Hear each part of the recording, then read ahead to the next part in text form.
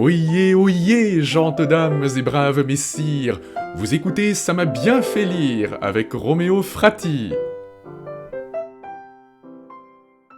On dit bien qu'il faut de tout pour faire un monde. J'ajoute qu'il faut de tout pour faire un dictionnaire. C'est Jean Tardieu qui va vous en donner la preuve, à l'aide de son dictionnaire des mots sauvages de la langue française, dont la première publication remonte à 1951. Oh là là là là là là! Exprime l'attitude de l'homme devant les coups du destin. Exemple, je viens de recevoir ma feuille d'impôt. Ah là là là là là là! Caca. Couleur employée par les artistes académiques de la fin du XIXe siècle. Par extension, désigne cette époque de l'histoire de l'art, la peinture caca. Ah! Exclamation littéraire, employée dans certains poèmes de la fin du XIXe siècle pour faire sauvage ou archaïque. Hep, interjection d'appel. Hep, taxi, au XXe siècle, a remplacé le pchit, cocher, du XIXe siècle. Hihi, rire littéraire, voir Verlaine dans Les Indolents, hihi, les amants bizarres. Hola, se dit pour appeler quelqu'un, notamment à la porte d'un terrier, voir La Fontaine. Hola, Madame la Belette. La, interjection de réconfort ou d'encouragement adressée à une personne malade, blessée ou désolée, en lui prodiguant des soins. Ça va-t-il mieux, grand-père? La faridondaine, la faridondon.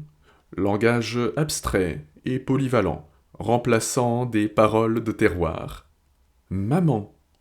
Nom donné à son épouse légitime, dans le langage bourgeois du XIXe siècle, par un époux vieillissant.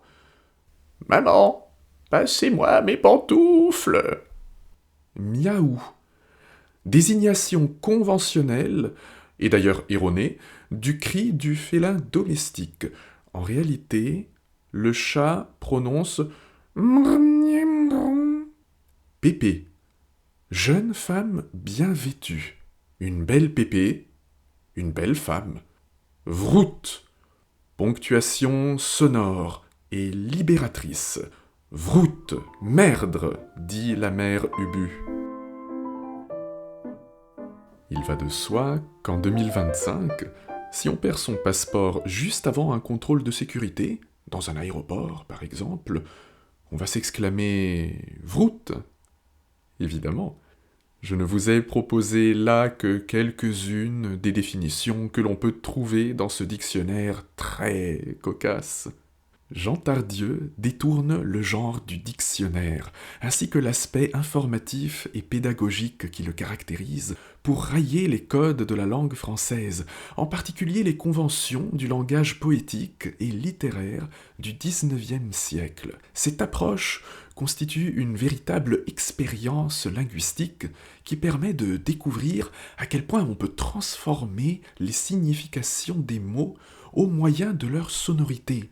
Et pour nous, qui sommes les contemporains d'un appauvrissement conséquent et généralisé du vocabulaire, ces définitions sont d'autant plus drôles et charmantes que c'est par des expressions désuètes, voire désormais inexistantes, qu'elles mettent en jeu notre rapport au langage quotidien. Et si nous les remettions au goût du jour, ces expressions, il ne tient qu'à nous. Si seulement, face à une feuille d'impôt, nous pouvions réagir d'un simple « oh là là là là là là ». Vous écoutez Ça m'a bien fait lire avec Roméo Frati. Retrouvons-nous sur Deezer, Spotify, Podcastix, Apple Podcasts et YouTube. Jusqu'au revoir.